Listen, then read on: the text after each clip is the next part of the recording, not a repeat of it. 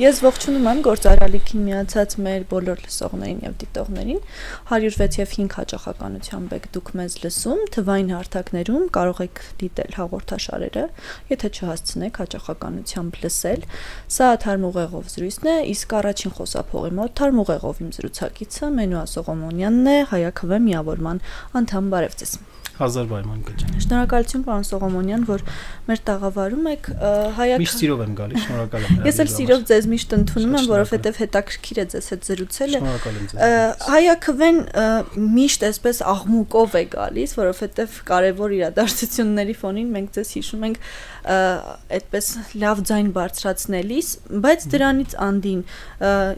Այս պահին ինչը հնարավոր եղել իրականացնել, եթե նաև հետայացքով նայենք։ Շնորհակալ եմ, ես ուզում եմ հիշեցնել եւ ձեզ եւ մեզ լսողներին, դիտող մեր հայրենակիցներին, որ մենք հենց այդ անվանումը Հայաքվե դրեցինք, երբ որ ստորագրահավաք էինք անում Արցախը Ադրբեջանի մաս ճանաչելը քրեականացնելու վերաբերյալ որպես օրենսդրական փոփոխություն։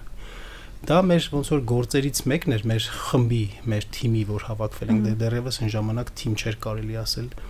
Առաջին մեծ քայլն էր, չէ՞, կարծես թե դա։ Առաջին պրոյեկտն էր, այսպես ասած, մեծ, բայց մեր նպատակն էր այն ժամանակ դեռևս Արցախը կար, կանխել Արցախի կորուստը եւ կանխել Հայաստանի կապիտուլյացիան նաեւ։ Եվ հասկանալի էր, որ դա պետք է անել նպաստելով իշխանափոխությանը եւ ստեղծելով այնպիսի միջավայր, ապահովելով քաղաքական ուժերի ազգային համաձայնության այնպիսի իշխանություն, որը պետությունը կտանի կենսունակ պետություն դարձնելու ճանապարհով։ Այս գաղափարով եկել ենք մեր գաղափարից իհարկե չենք շեղվել, օրենսդրական նախաձեռնությունը ցավոք չհասավ իր տրամաբանական ավարտին, օրենքը չընդունվեց, մերժվեց 58000 քաղաքացիների ստորագրությունը հաշվի չառնվեց իշխանությունների կողմից եւ անգամ քննարկման չարժանացավ ազգային ժողովի լիագումար նիստում եւ մենք այդ ընթացքում քանի որ համակիրների անդամների թիվը շատացել էր մարդիկ նաեւ որոշակի հեռանկար էին տեսնում եւ որոշեցինք որ շարունակենք նախաձեռնությունը վերաճելով ազգային քաղաքացիական միավորման, այսինքն մեր նպատակների համար այն է պայքարել Հայաստանի ցավոք այդ ընթացքում նաեւ Արցախի կորուստը տեղի ունեցավ Հայաստանի կապիտուլյացիան կանխելու ուղղությամբ պայքարել հիմնականում քաղաքացիական բնույթի գործիքակազմով դրանցից մեկը ընտրությունների ժամանակ ժողովրդի քվեն պաշտպանելն է դիտորդական օրինակ գործունեություն իրականացնելով մյուսը որ տարբեր մարզերում քաղաքներում եւ Երևան քաղաքի որոշ շրջաններում վարչական հիմնել են գրասենյակներ, որտեղ տարբեր ծրագրեր են իրականացնում, հիմնականում կապված քաղաքական գիտելիքի հետ, կրթական ծրագրեր են իրականացնում։ Եվ բայց այս ամբողջ ընթացքում մենք հասկանում ենք նաև, որ մանավանդ երբ որ կուտակվում էր համապատասխան փորձառությունը, քաղաքական դիրքավորումն է ավելի շատ հստակեցվում հասկանում ենք, որ նաև ժամանակն է գալիս, որպեսզի քաղաքական հայտ եւս ներկայացնենք եւ դրա համար մեզ մեջ բավականաչափ կարողություն տեսնում ենք, ուժ տեսնում ենք։ Մեր ուզածի չափով չի իհարկե, մենք մեր նկատմամբ շատ քննադատ ենք ու պահանջկոտ ենք իհարկե, բայց համենայն դեպս այս ընթացքում, երբ որ դուք ասում եք այ ինչ եք վանում, մենք գտնում ենք, որ մենք ունակ ենք քաղաքական մշակույթի որոշակի փոփոխություն բերել մարդկանց հետ աշխատանքի իմաստով, հանրության հետ աշխատանքի իմաստով եւ քաղաքական ուժի գործունեության իմաստով ներքին ժողովրդավարություն ունենալ կոլեկտիվ առաջնորդության գաղափարը առաջ տանել, որը որ մենք անում ենք, հա, ճիշտ է մենք ունենք ընդգծված այսպես ասենք, հա, առաջնորդ որպես ընդհանուր առմամբ, բայց դա այն չէ, ինչ որ մենք սովոր ենք ընկալել, որ մի հոգի ասում է եւ մնացածը լսում են, հա, միապետիկ կարգավիճակ չի այստեղ։ Այո, մեզ մոտ օրինակ կոլեկտիվ առաջնորդություն է, մեզ մոտ ընթացակարգերը པարզ են, բոլորի համար բաց են, կարևոր հարցերը, շատ կարևոր հարցերը, որոնք օրինակ տեխնիկական բնույթի եթե հարցեր չեն, անպայման երկարատև բուրըն քննարկումներով են անցնում, կարծիքների բախումներով են անցնում, երբեմն բանը նույնիսկ այսպես հասնում է միջանձնային ինչ-որ բաների, իհարկե ցիվիլ շրջանակներում բայց մենք համարում ենք, որ այս ամենի միջոցով դուրս գալով նաև այդ անցկուսակցության կաղապարներից մենք պատրաստ ենք նաև քաղաքական հայտ ներկայացնել եւ առաջիկայում կանենք դա։ Պարոն Սողոմոնյան, այն ժամանակ ձեզ ինչպես դուք ասացիք նաև ընկալումներ, որ հայաքվե ուրեմն Արցախ, որովհետեւ այդ հարցով էին ձեզ ընկալում, ճանաչում, այդ ստորագրահավաքն էր, որ կարևոր ձայն էր հանրության շրջանում։ Իսկ այսօր հայաքվեն ինչպես է ընկալվում հանրության համար, որն է ձեր հիմքը, թիրախը, ինչ ուղղությամբ եք գնում, որքան էլ պիտի այդ գույնը երևա ձեր։ Այո, գույնը նարնջագույնն է, բառի ուղիղ իմաստով, բուն իմաստով գույնը նարնջագույնն է, որը համապատասխանում է Ստեփանակերտի տատիկ պապիկի հուշարձանի գույնին։ Եվ մեր սիմվոլիկայի մեջ նաև սանդղակն է, հայաքվեի հտարի ձևավորումը նման է Արցախի դրոշի ձևավորման, այսինքն Արցախը մեզ մոտ կենտրոնական գաղափար է։ Գիտեք, հասկանալի է, որ քաղաքականության մեջ այն ինչ որ դու ուզում ես ու ինչ չափով որ ուզում ես, ամեն տեղ, ամեն առիթի քո ուզած ձևով ու չափով է չէ որ պետք է խոսես։ Բայց Արցախի գաղափարը, Արցախի վերադարձի գաղափարը մեզ մոտ կա եւ մնալու է այս պահին մեր քաղաքական մտքի մեջ մենք դրա ձևակերպումը տալիս ենք հետեւյալ կերպ, որ երբ որ մենք կլինենք իշխանություն կամ մաս կկազմենք իշխանության կամ ազդեցություն կունենանք լուրջ քաղաքական որոշումների կայացման վրա, պետք է պահանջենք, որ Արցախի ժողովրդի անվտանգ վերադարձի հարցը մտնի պետության արտաքին քաղաքական օրակարգ։ Այս թեզը ես հասկանում եմ, որ հաճախ մանիպուլացվում է։ Այո, ձեզ կընկալեն որպես պատերազմի կուսակցություն, ինչպես այսօր հայտնի է, չէ՞։ Խաղաղության կուսակցություն, պատերազմի կուսակցություն։ Այո, որովհետև այդպես հեշտ է ընկալելը։ Կամը միշտ հեշտ է ընկալելը։ Կամ սև ես, կամ սպիտակ ես, կամ տղա ես, կամ աղջիկ ես, չնայած ուրիշ բան էլ չի լինում այդ ընթացքում։ Բայց հասարակական երևույթների մեջ միշտ չէ որ կամ է։ Հնարավոր է համադրություններ։ Հնարավոր է ինչ-որ բան որ ուզում ես, դու դա անում ես այնպես, որ քեզ համար վտանգներ չես ստեղծում։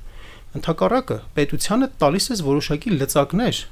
դիմակայելու ադրբեջանական ագրեսիային։ Հիմա երբ որ ադրբեջանցիները, երբ որ այս իշխանությունները ընդհանրապես չեն խոսում այդ հարցի մասին,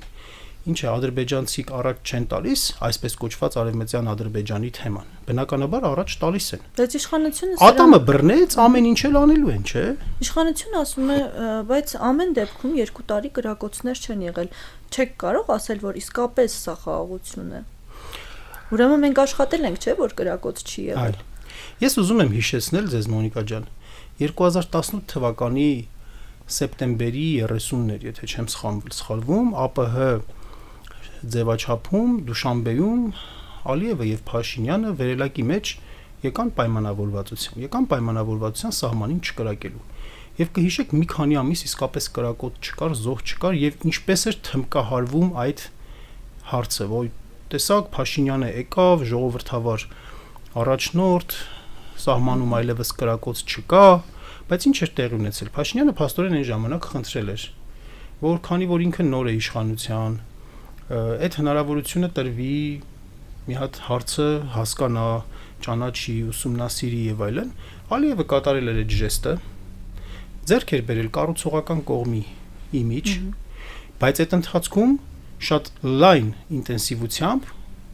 սահմանին տարել էր նախապատրաստական, ամրաշինական ամբողջ աշխատանքը։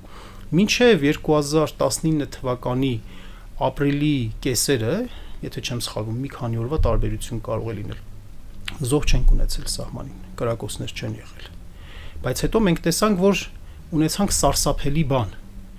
Հիմա զուտ մեր նայելով, լսելով եւ տեսնելով մենք կարող ենք ասել, որ եթե հիմա կրակոց չկա, ուրեմն խաղաղությունը երաշխավորված է։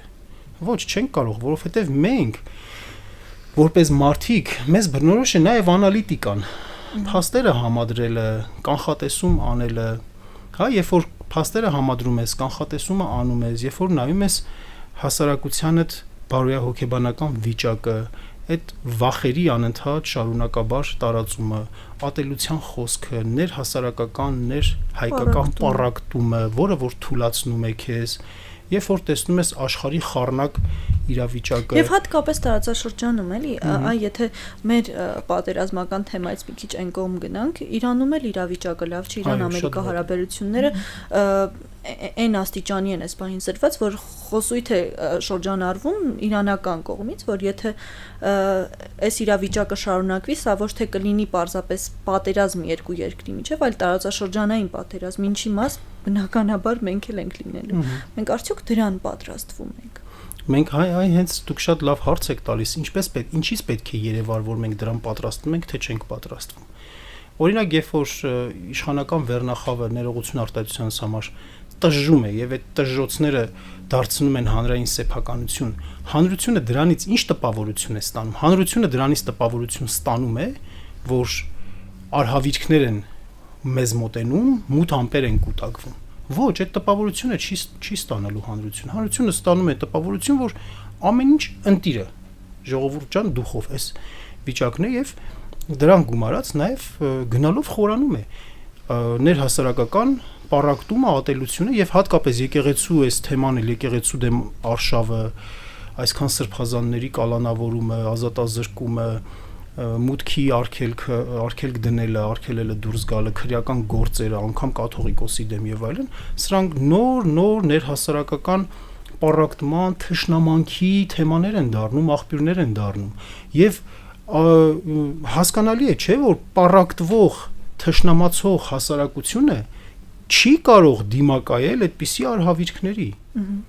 Երբ որ մանավանդ ուրիշ նշաններ եւս տեսնում ես, երբ որ տեսնում ես, որ բանակի բյուջե է կրճատվում, երբ որ տեսնում ես, որ ռազմական արդյունաբերության համար այդ փորձարարական աշխատանքների համար հատկացված 1.5 միլիարդ դրամից օգտագործվում է 35 միլիոն դրամը, այսինքն համապատասխան կառավարում չի լինում, առաջնահերթություն չի դա այդ ամեն ինչ չեմ։ Երբ որ տեսնում ես, որ դու պետությունդ առանց այլ երաշխիքներ անվտանգային ձեռք բերելու, ասում է հապկից դուրս են գալիս եւ հապկն էլ մեր անվտանգությանը սպառնում է, բայց փոխարենը այդ անվտանգային վակուումը ուրիշ ձևով, տեսանելի ձևով դու չես տեսնում, չես լսում, հույսը դնում ես ինչ-որ թղթերի վրա, փաստաթղթերի վրա, մեզ ընդհանրապես հույս չի ներշնչում, որ ձեր ասած մութ ամպերի կուտակման ժամանակ մեր ժողովուրդը կարկուտի տակ չի հայտնվի։ Իշխանության ներկայացուցիչների հետ երբ հաճախ տաղավարում զրուցում եմ, ասելով, որ ընտրություններին ընդդիմությունը այդքան էլ կողմ չի, որ արդար են անցկացվելու, ընդդիմադիր հայացքներ ունեցող անհատները, միշտ իշխանությունը ասում է, իսկ եթե արդար ընտրությունների այդպես վստահությունը չկա, ինչու են բոլորը պատրաստվում ընտրության։ Նախ կուզեմ դուք ձեր մասով, արդյոք դուք հավատում եք արդար ընտրությունների թե ոչ, եւ նաեւ սա իշխանության թեզն է, որ ժողովրդավարության թիվ 1 պայմաններից է ընտրության գնալը եւ մենք ապահովում ենք դա, մենք ամեն ինչ անում ենք, որ դուք կարողանաք ձեր ձայնը բարձրացնել։ Ոնց եք առհասարակ ընդունում գալիք ընտրությունները, արդյոք ճնշումներ սպասում եք, չեք սպասում եւ ժողովրդավարության հետ առերեսում եւ աղերս ունի այս ամենը։ Շնորհակալություն շատ լավ հարցի համար։ Բռնությունը ընդհանրապես լինում է ոչ միայն ֆիզիկական, այլ կառուցվածքային առհասարակ։ Ստեղծվում են պայմաններ, որը տուժողի համար ունենում են նույն էֆեկտը, ինչ որ տեղի ունենում ֆիզիկական բռնության ժամանակ։ Ընտրությունները այն թույլատրելի միջոցն են, այն հնարավորությունն են, որ պետք է օգտագործել, անկախ ամեն ինչից։ Անկախ նրանից, որ շատերս իրական հիմքեր ունենք չհավատալու, որ ընտրություններով կարելի է իշխանություն փոխել։ Բայց գոնե եթե առաջնորդվում ես ամենավատատեսական սցենարով էլ առաջնորդվելու լինես, հասկանալի է, որ այս ընտրությունները, որոնք ի դեպ կլինեն ռացիոնալ ընտրություններ բավական, այս իշխանություններին, եթե անգամ նրանք հաղթեն, վերարտադրվեն, հաստատ իրենք չեն ունենալու սահմանադրական մեծամասնություն։ Հաստատ իրենք չեն կարողանալու այդքան նշանակալի ազդեցություն ունենալ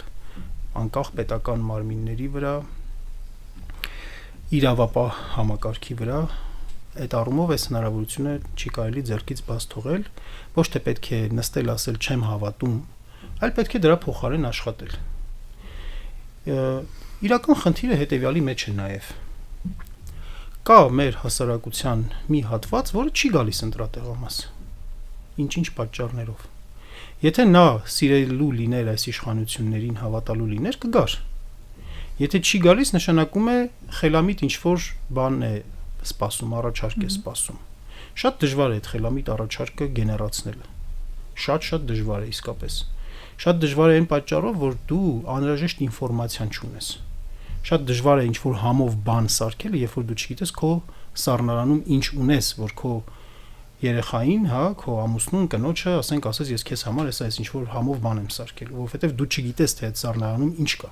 Դու սկզբունքը պատկերացնում ես, որ սարքածը պետք է լինի այնպեսին, որ չվառվի, շատ խիտ չլինի, աղը տեղը լինի, համեմունքը տեղը լինի, մթերքները համադրվեն, դու ես ամեն իրեն բացատրում ես, բայց նա ասում է, չէ, դու ինձ կոնկրետ ասա, ինչ ես տալիս։ Ես ասում եմ, այդ կոնկրետ իմանալու համար ես հնարավորություն չունեմ, իմ առաջ սառնարանի դուռը դու փակ ես պահում։ Նու դու չէ, փակ են պահում, ես չգիտեմ կոնկրետ ինչ կա, բայց երբ որ ես ունենամ այդ ինֆորմացիան, ես քեզ շատ ավելի կոնկրետ կասեմ։ Ինչ դժվար է այնպես որ։ Եվ այստեղ, այո, եւ մեր գլխավորությամբ նաեւ ընդդիմությունը, այո, մեղադրելու տեղ բնականաբար կա։ Ճիշտ աշխատանքի, արդյունավետ աշխատանքի, ամբիցիաների փոխարեն արդյունավետ միավորումների գնալով մարդկանց ընտրատեղամաս բերելը շատ հարցեր կլուծի։ Եթե 1.5 միլիոն մարդ մասնակցի, որը որ կա Հայաստանում, այս ընտրություններին Փաշինյանը հաստատ մեծամասնություն չի հավաքի։ Հաստատ չի հավաքի, երաշխավորված չի հավաքի։ Որն է տարբերությունը 21 թվականի եւ գալիք 26-ի միջև, ինչ տարբերություններ ենք մենք տեսնելու։ Տարբերությունները հսկայական են։ 21 թվականին շատ հեշտ էր մարդկանց նախ պատերազմի վերքերը շատ թարմ էին։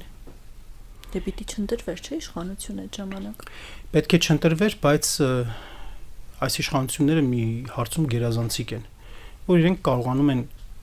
շատ լավ քարոզչություն իրականացնել եւ կարողանում էին այդպես նախկինի ներկայի այս խոսույթով նորից կարողացան ընտրվել։ Այ եթե մենք չլինենք, ասում ենք, տեսեք, մյուս դաշտում նախկիններն են, կամ մեզ ընտրեք, կամ նախկիններին ընտրեք, ու մի հատ էլ ասում են, որ այս ամեն ինչի հեղինակը նախկիններն են, որ արեցին եւ այդպես կարողացան անցնել։ Իրականում նրանք ինչ որ խոսում են կիսաճշմարտություններից։ Այսինքն ինչ որ բաներ ասում են, որոնք որ իրականությունում կան, բայց դրանք ասում են հետը միահագին սուտ խառնելով, միահագին կեղծիկ եւ անգլերեն ասած wishful thinking խառնելով, էլի այսպես, եւ ստացվում է նրանց մոտ, նրանք այդ հարցում իսկապես գերազանցիկ են եւ մի անգամ էլ առիթ եղել, ես ասել եմ այստեղ, որ իրանք այդ հարցում իրենց հաղթելը դժվար է իհարկե։ Հիմա անցել է երկար ժամանակ, անցել է 5 տարի եւ այն ինչ որ նրանք ժամանակին ասում էին, մենք տեսնում ենք, որ ոչ միայն չի եղել, այլ ճիշտ հակառակն է եղել։ Ինչի մասին որ խոստանում էին մարդկանց, տեղի չի ունեցել։ Այն ժամանակ էլ էին ասում, հիմա մենք ռեսուրս չունենք Ադրբեջանին դիմակայելու, բայց հեսա հաջորդ 5 տարիների ընթացքում երեք աշկովս թերթում էին նրանց նախընտրական ծրագիրը, ավելի ճիշտ որ կառավարության ծրագիրը, որ այսպես տեխնոլոգիապես, չգիտեմ ինչ, գերժամանակակից բանակ ենք ստեղծելու եւ այլն, բա ուր է այդ ամեն ինչը։ Անկամ տարական հարցեր չեն կարողացել լուծել։ Օրինակ 500,000 կենսաթոշակառուներ ստանում են այնքան թոշակ, որը որ նրանց սննդին անգամ չի բավականացնում, էլ չասեմ դեղորայք, էլ չասեմ կոմունալը եւ այլն։ Կասեն առողջության ապահովագրություն ենք վերել։ Ասում եմ մի րոպե։ Սպասենք, տեսնենք ինչ է այդ առողջության ապահովագրումը։ Եկեք դեկտեմբերին ընդունվել է, գոնե իհարկե ես իմ կարծիք ունեմ դրա մասին, բայց եկեք մի քիչ սպասենք եւ դրա մասին էլ կխոսենք։ Եվ տարվա կեսին խոսենք դրա մասին։ Տեսնենք հələ այդ հիմնադրամի գումարները ինչ վիճակում են, կմնան թե կվերջանան, հետո կխոսենք այդ առողջության ընդհանուր։ Գիտեք, ընդհանրապես նույնիսկ անգլերենի քննություն, երբ որ չեն կարողանում նորմալ կազմակերպեն, այն մնացած մեծ բաների մասին դժվար է խոսել։ Ժողովրդավարության հետ կապված ակնհայտ է, որ մարդիկ տեսնում են, որ ընդհանուր երկրում վախի մթնոլորտ է։ Ինչքան էլ որ ասեն, չէ, գիտեք, ընտրությունները մեզ մոտ չեն կեղծվում, կամ մենք, չգիտենք, պատիեզներում մարդ չենք ծեծում եւ այլն, ընդհանուր առմամբ վախի մթնոլորտ է։ Տեսախցիկներ կան այն կողմ դրված։ Դե տեսախցիկները իհարկե մյուս կողմից չեն խանգարում, որպեսզի ասենք մարդիկ տեսնեն, որ սպային ծեծելու արդյունքում սպան մահանում է, բայց անպատիժ են մնում։ Վրաերթի են անում հղի կնոջը, բայց չեն կալանավորվում, մինչդեռ ուրիշ ինչ-որ մի հատ մարդու հետ կապված 7 տարի առաջվա դանոս է գալի ներողություն, որ գլանակ է գցել ինչ-որ մեկի գրպանը եւ դրա համար, ասենք, մարդուն բռնում են, տանում են, ասենք, կալանավորում են եւ այլն։ Ակնհայտ տեսնում են, որ ազատությունների մակարդակը Հայաստանում շատ ցածր է։ Բռնաճնշումները իրենք ունեն կառուցվածքային նաեւ բնույթ։ Ժողովրդավարության էլեմենտների գործադրմամբ իրականացնում են բռնություն փաստորեն։ Եվ սա ակնհայտ է ու հասկանալի է, որ եւ սրան էլ եթե զուգորդում ենք սոցիոլոգիական հարցումներից ստացված պատկերները, մենք տեսնում ենք, որ այս իշխանությունների ռեյտինգը, վարկանիշը բավական ցածր է։ Ցավոք սրտի, այս պահի դրությամբ դեռևս չկա այն ուժը, որ իրենցից բարձր լինի միայնակ, բայց հավաքական առումով ընդդիմադիր ուժերը այսօր ավելի բարձր վարկանիշ ունեն, քան իշխանությունը, եւ սա հուսադրող է, եւ այստեղ պետք է աշխատել։ Դրա համար ընտրությունները, ինչպես նաեւ սահմանադրական ցանկացած այլ եղանակ, մենք համարում ենք ընդունելի, մենք համարում ենք, որ պետք է փորձենք եւ դրան պետք է խելամիտ գնալ, քիթը չցցել,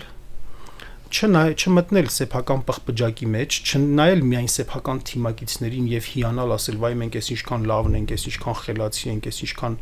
կրեատիվ ենք, նորարար ենք եւ այլն։ Բայց հետո չհասկանալ արդյոք քեզ ճանաչում են թե չեն ճանաչում, քիթը չցցել, քեզնից ավելի քիչ գործ արած ուժերին, քեզնից ավելի դեռևս ցածր վիճակում գտնվող ուժերի նկատմամբ անտեսող համարական վերաբերմունք չցուցաբերել, փորձել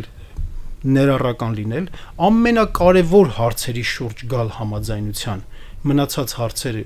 թողնել հետոյի, համախմբվել օրակարգով, այդ օրակարգով եւ գնալ մասնակցել ընտրությունների։ Պարոն Սողոմոնյան, ընտրությունների այս նախաշեմին տեսնում եք, որ ընդդիմադիր դաշտում արդյոք խոսակցությունների ընթացքում պարզալինում, որ պատրաստ են ուժերը միավորվել կրկին էթնիկ գաղափարի շուրջ իշխանության փոփոխության, երկրի կարգ ու կանոնի հաստատման համար, թե ամեն դեպքում դեռևս տեսակետները տարբերվում են ու հնարավոր չի այդ հարցի շուրջ մեծամասնությամբ գալ մեկ կլոր սեղանի շուրջ։ Մենք այդ խնդիրը 20 թվականից այս կողմ ունենք։ Այն, որ բոլորի մոտ կարմիր գիծ է այս իշխանությունների գոյությունը, դա ակնհայտ է, բայց դա քիչ է միավորվելու համար եւ ես կարծում եմ հիմա պետք էլ չի, որ բոլոր ձվերը լինեն մի զամբյուղի մեջ։ Հնարավոր չի, հանրային ընկալումները այնպիսին են, որ հնարավոր չի։ Չեն կարող բոլոր ձվերը դնել մի զամբյուղի մեջ եւ այդպիսով գնալ։ Սեգմենտավորված է մեզ մոտ ընդդիմադիր էլեկտորատը, բավական սեգմենտավորված է։ Մեր բնակչության մի մասը, ենթադրենք, հա, նախկին իշխանությունները իրենց համար շատ արդյունավետ են, նրանք ովքեր որ այս իշխանություններին չեն ընդունում, նախկին իշխանություններին համարում են արդյունավետ։ Նույն նրանց մի մասն էլ ներսում տարբեր նախագահների, հա, համակրում են, չեն համակրում եւ այլն։ Մի մասը համարում են հանդուրժելի, մի մասն էլ համարում են անհանդուրժելի։ Մի մասն էլ համարում են, որ նույնն են։ Այսպես շատ բավական դժվար է եւ խայտաբղետ է, բայց բոլորն էլ ընդունում են, որ այս իշխանությունները պարզապես չարիք են։ Հիմա պետք է այդ բացի դրանից դա մենակ մի դիրքորոշումն է։ Երբ որ այդ մեր բնակչությանը նաև դասակարգում ենք, ընտրազանգվածը դասակարգում ենք այլ չափանիշներով, օրինակ արտաքին քաղաքական ինքնություն, անվտանգային ինքնություն, ում հետ են ավելի շատ Հայաստանի անվտանգությունը պատկերացնում, ենթադրենք, հա։ Այստեղ եւս այդպես բաժանումներ կան, սեգմենտավորումներ կան, ու այդ ամեն ինչը պետք է հաշվի առնելով գնալ, որովհետեւ դու չես կարող բոլոր այդ սեգմենտների համար նույն բանը ասելով չես կարող նրանց բերել ընտրության։ Դուք ում հետ եք պատկերացնում մեր արտաքին դաշտում մեր հարաբերությունները անվտանգային իմաստով, տնտեսական իմաստով։ Մենք գիտենք, թե ինչպիսի կախվածություն ունենք Ռուսաստանի Դաշնությունից եւ մեծ հաշվով դա միշտ խնդիր է եղել ու հատկապես փոքր պետությունների համար խնդիր է 70+% կախվածության մեջ լինել։ Իշխանությունը դրան զուգահեռ ասում է, որ մենք դիվերսիֆիկացված քաղաքականություն ենք իրականացնում եւ մենք փորձում ենք բոլորի հետ լավ լինել եւ բոլորից մեր շահը տեսնել։ Դուք ինչ եք պատկերացնում, արդյոք այս ձևաչափը Հայաստանի Հանրապետության դեպքում աշխատող ձևաչափա թե չէ, ու եթե ոչ, որն է դրա հակառակը։ Եկեք հարցը մի հատ ուրիշ ձևով տանք, փորձենք լտեսնենք այստեղ մանիպուլյացիան որն է, հետո խոսենք այդ ամեն ինչի մասին, որ ասում է մենք բոլորի հետ ենք փորձում լավ լինել։ Լևոն Տեր-Պետրոսյանի ժամանակ, Ռոբերտ Քոչարյանի ժամանակ, Սերժ Սարգսյանի ժամանակ մեզ մոտ այդպիսի վիճակ էր, որ ինչ որ ուժային կենտրոնների հետ վատ է եղել հարաբերությունները։ Ոչ։ Այնպես որ դա բան չանեն, չմանիպուլացնեն, բայց իրենք իրականում շատերի հետ վատացրել են հարաբերությունները։ Շատերի հետ խոսում են դիվերսիֆիկացիայից, բազմազանեցումից, դաշնակիցների բազմազանեցումից։ Բազմազանեցումը այն իրավիճակն է, երբ որ դու պահպանում ես քո արկա դաշնակիցների, նրանց հետ հարաբերությունների որակը պահպանելով հանդերձ այլ շահակիցների հետ քո հարաբերությունների մակարդակը բարձրացնում ես։ Հիմա երբ որ մենք նայում ենք այս իշխանությունների գործարքները, տեսնում ենք դա, օրինակ այս վերջի շրջանում ամենաշատ քննարկվող TRIP գործարքը։ Մենք այստեղ արդյոք տեսնում ենք ուժային այլ կենտրոնների հետ հարաբերությունների լավացում, թե նրանց կողմից տեսնում ենք ինչ-որ մտահոգություններ, ինչ-որ Իրանին նկատի ունենք ազդանշաններ, Իրանինի նկատի ունենք, առաջին հերթին Իրանինի նկատի ունենք, Վրաստանի սառնությունը նկատի ունենք, Ռուսաստանի զգուշավոր, բայց դեռևս պոլիտկորեկտ հայտարարությունները նկատի ունենք, հա։ Այս իշխանությունների մոտ չկա այն դիվանագիտական կարողունակությունը, որպեսզի իրենք կարողանան այդ ամեն ինչ անել, նաև քաղաքական միտքը այդպիսի իրենց մոտ չկա։ Նրանք ամեն ինչին փորձում են նայել շատ կարճաժամկետ։ Այս պահին հրշեջային քաղաքականությունը հա, դրանից։ Այս պահին ենթադրենք,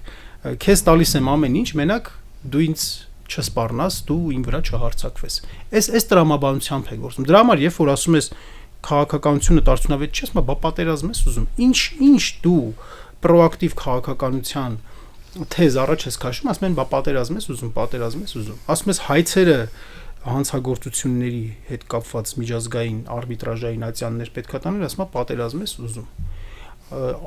Ասում ես ինքնությունդ քո դասագրքերում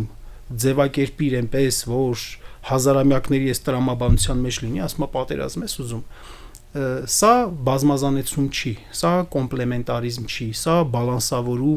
բալանսավորման եւ բալանսավորված քաղաքականություն չի։ Երբ որ դու անում ես մի բան,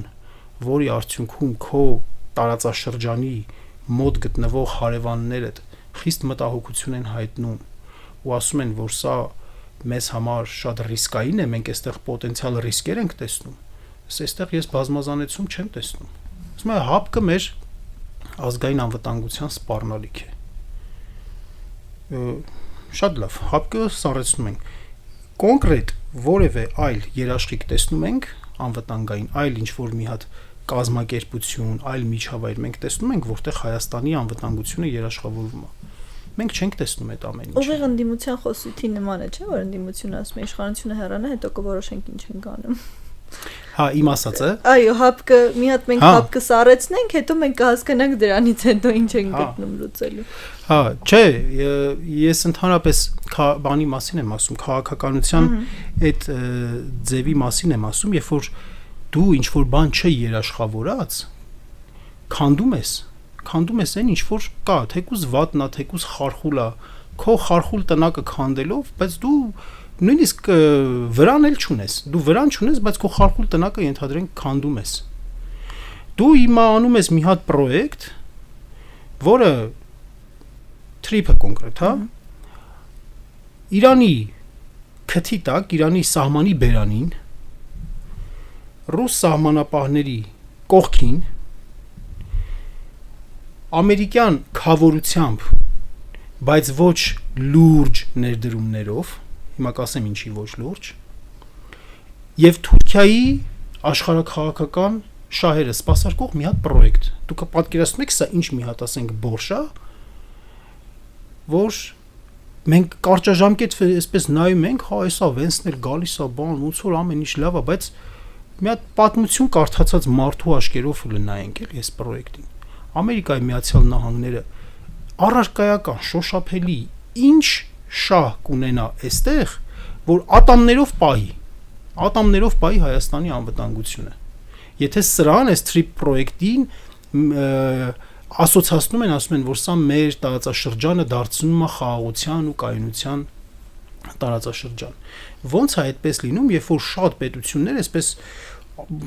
դժգոհ են այդ ամեն ինչից։ Չինաստանը այստեղ պրոբլեմա տեսնում, Իրանը շատ լուրջ պրոբլեմա տեսնում, ռուսները պրոբլեմ են տեսնում։ Հատկապես Իրանը եւ Ռուսաստանը, որոնք որ մեր անմիջական հարևաններն են։ Պարոն Սողոմոնյան, բայց մենք Իրանի ու Ռուսաստանի մասով արդարության համար էլի ուղղակի հիշենք, որ պատերազմի ժամանակ Իրանը բավականին լավ աջակցում էր Ադրբեջանին, հետո առաջին շնորհավորողներից էր Ռուսաստանի Դաշնության։ Ասում եմ, որ դու ինձ բան արեցիր, ասեցիր էշի մեկը, ուրեմն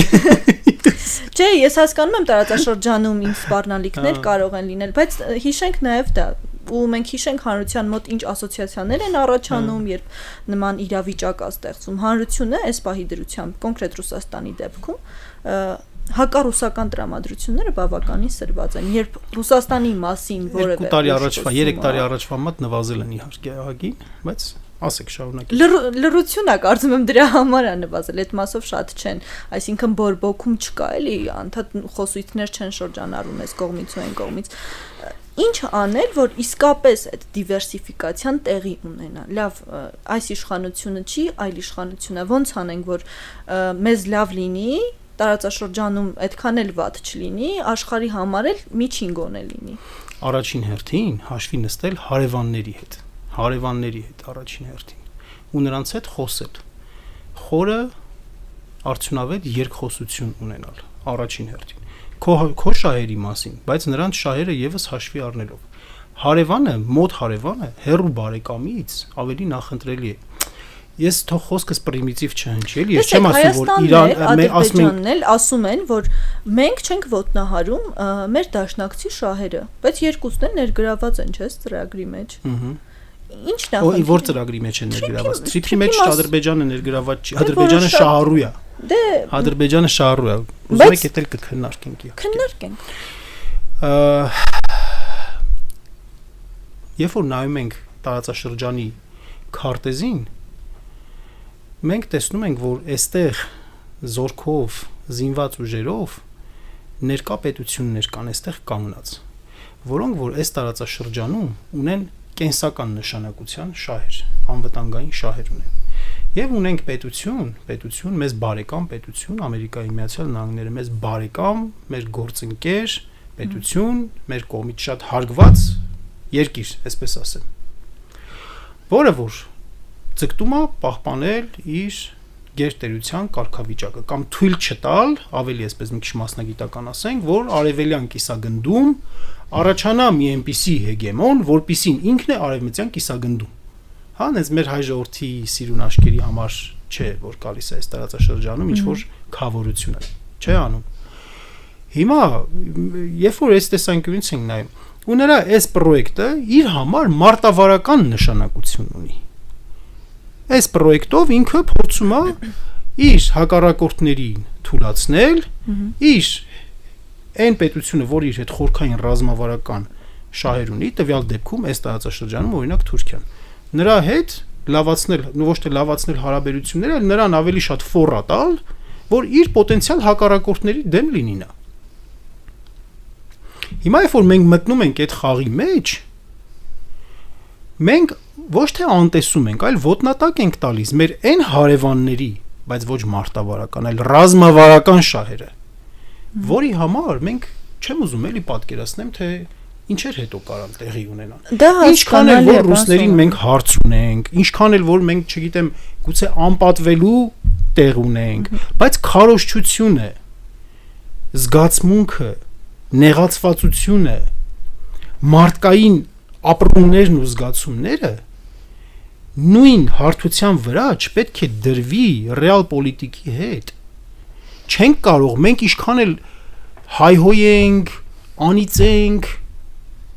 այդ պետությունները, այդ երկրները, այս տարածաշրջանից նրանց հետաքրքրությունը չի նվազելու։ Երբ որ մենք զորով ենք դա անում, այդ F-ը հավասար է լինելու մինուս F-ի։ Հակադարձում է լինում, եւ մենք Ուկրաինայում ենք այդ ամեն ինչ տեսնում, Մոնիկա ջան։ Այո։ Այդ Ուկրաինային ներողություն պահում են հիմա, այդպես որպես այդպեսի։ Չէ, բանակցում են, ասում են դե ինչ որ բան է սարել, մի քիչ դու զիջի, մի քիչ բանա։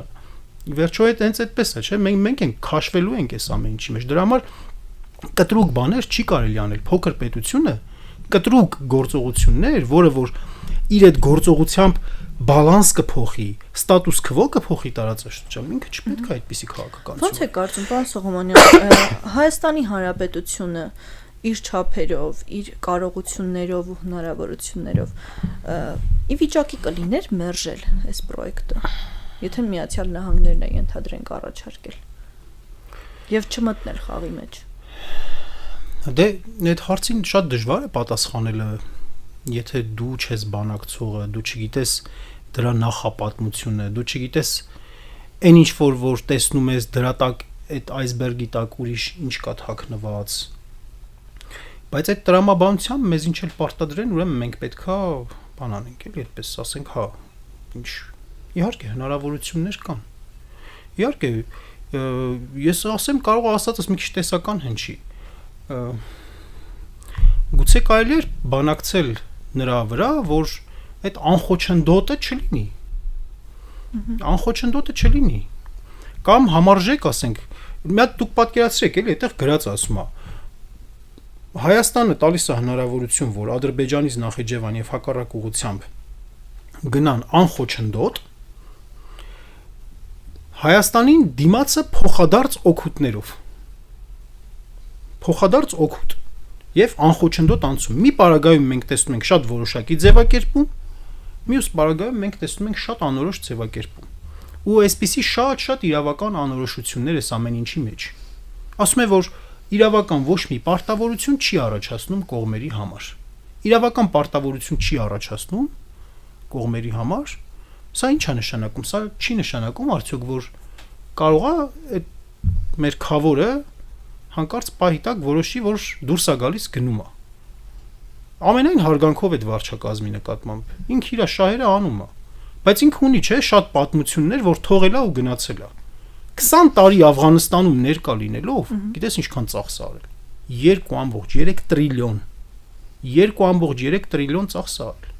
7000-ից ավելի զոհ է տվել ինքը։ Բայց թողել է, գնացել է։ Այդքան արած դրածը մի քանի շաբաթում թողել է եւ գնացել է։ Եվ հասկացել է, որ այդտեղ անիմաստ է, պետք չի բանել է պահել։ Այս ամեն ինչը մենք պետքա ոնց որ նաև հաշվի առնենք։ Ու պետություն ունենում ենք ինչի համար։ Պետություն ունենում ենք նրա համար, որ այդ պետության մեջ բանակցողները խելացի մարդիկ լինեն,